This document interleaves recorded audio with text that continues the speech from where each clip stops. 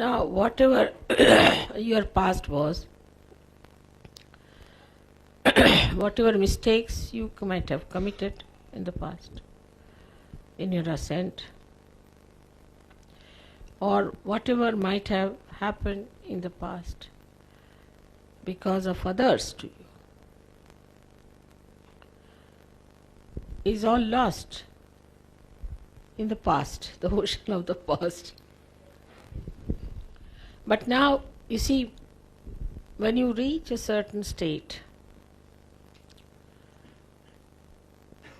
then you should not allow anything of the past to come back.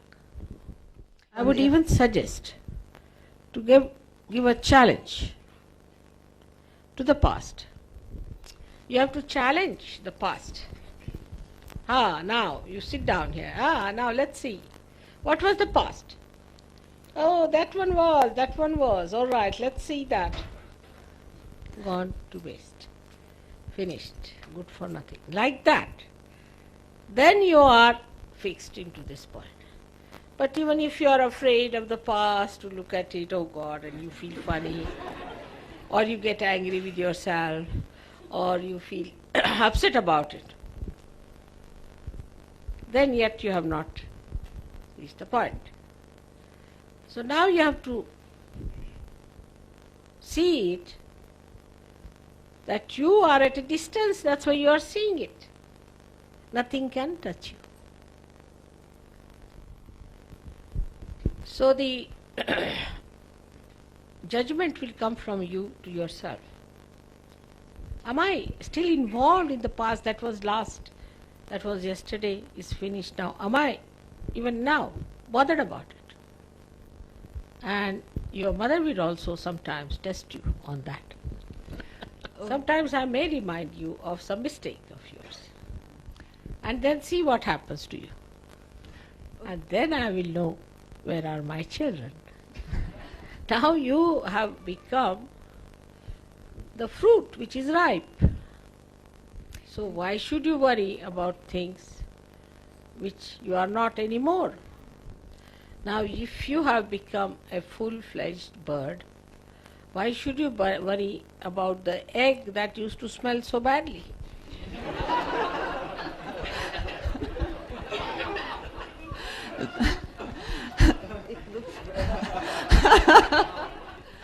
So, this is the attitude one must have towards oneself, the confidence within yourself.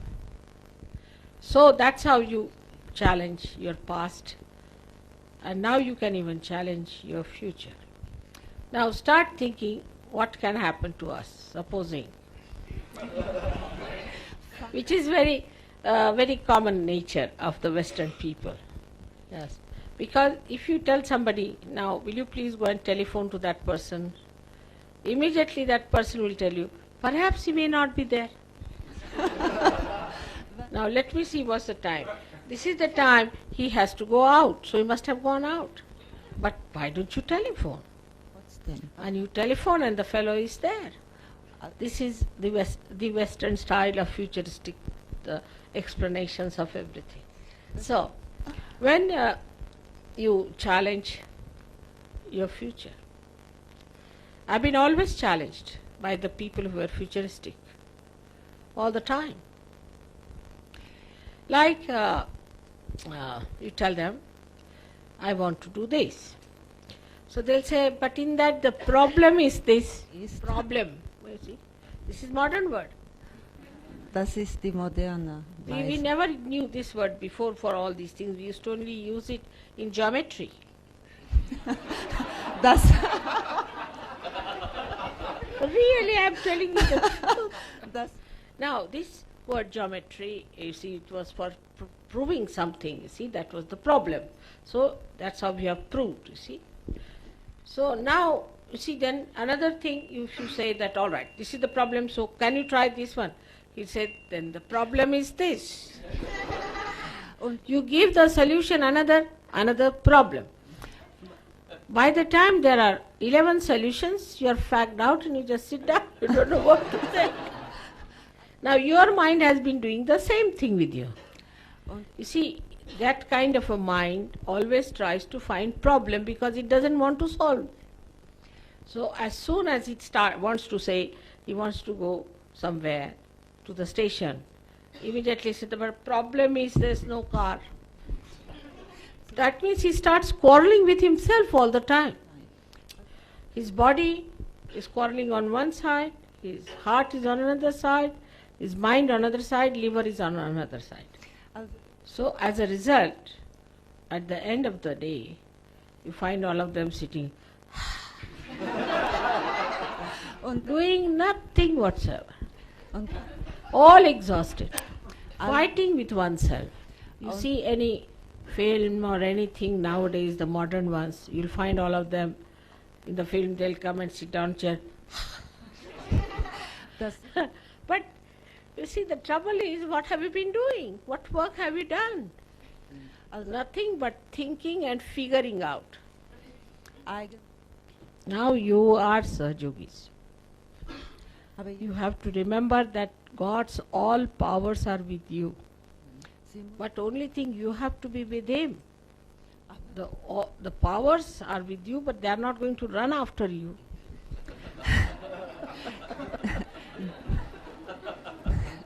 I mean, if you want to wriggle out of it, what can the powers do? So you have the powers of God. I'll give you an example.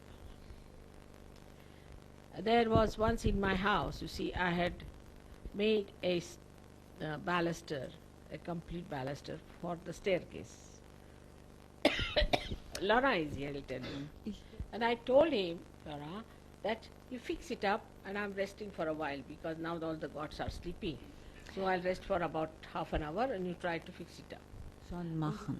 And I was just lying down in the drawing room where he was fixing it up, you see. I got up after 1 hour, still he was sitting with a hand like this. He was measuring this distance, that distance, again going back to that and measuring it with very, very small caliper. He did everything. And he was tired. I said, all right, just lift this and fix it. And it was fixed in a second. Und in einer You see, because I know I have God's powers.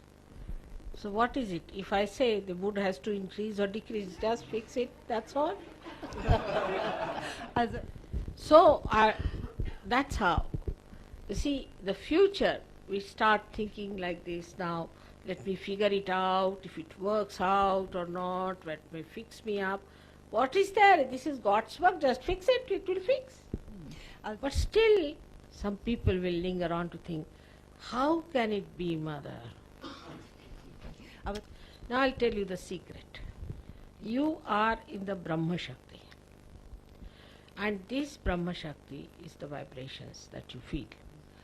It has all the creative power, it has all the destructive power, it has all the evolutionary power, it has all the powers, we can say. And it's like a big computer, it uses whatever it wants to use. Now if you take a molecule of sulfur dioxide, you'll find a sulfur has got 2 oxygens, see, vibrating, tuck, tuck, tuck, like that. There are different types, some type isometric and all that, different types of vibrations. Equal or unequal. These vibrations are Brahma Shakti. And they exist in every matter, whether dead or alive. So, when you say that fix, the wood knows the order has come.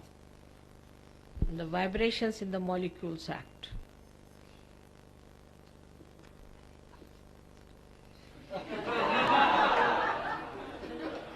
Sorry, I didn't understand.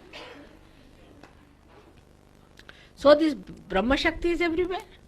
It penetrates into everything. And if you believe in God, it acts in everything. But it's not blind belief. First you have to be perfect Sahaja Yogi. Then you are one with the Brahma Shakti. You can control everything, and you do not waste your energy in controlling nonsensical things. You don't want to become like a juggler, you see, creating a flower out of a thorn or sort of a thing. But wherever necessary, it works, it acts. So you'll have experiences in life, one by one. Eins nach dem anderen. And you'll be amazed how things work out. And then you will realize that you are not an ordinary Sahaja Yogi. Whatever you have committed wrong in the past, or whatever you used to think of the future, the present becomes divine. And that divine present is the ocean of joy, of which you are the part and particle. Just enjoy that. As I was telling you today, that then you don't think about who is the enjoyer and who is the creator. You just become the existence. Existence is the present.